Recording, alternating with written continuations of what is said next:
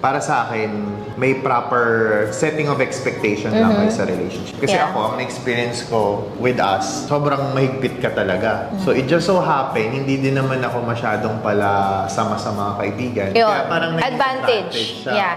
What I learned eventually, my time with you always matters more than my time with anyone else. Bibili mo na akong Gucci shoes mamaya.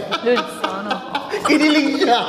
Dumating din talaga dun sa time na parang gusto ko, hindi mo ako pinipigilan lumabas kasama yung mga pinsan ko o kaya yung mga friends ko. Minsan lang nga lang ako ayain, hindi mo ba ako papayagan, di ba? Pero when times went by na nagkakaroon ako ng chances to spend time with them, it turns out, nare-realize ko parang it's just a matter of ano lang yun eh, yung spending time.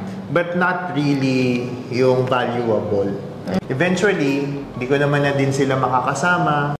Until such time na napunta na lang ako dun sa realization ko na mas gusto kong kasama kita. Simula nung naging mag-asawa na tayo, hindi pwedeng pupunta ako sa isang lugar na hindi kita kasama.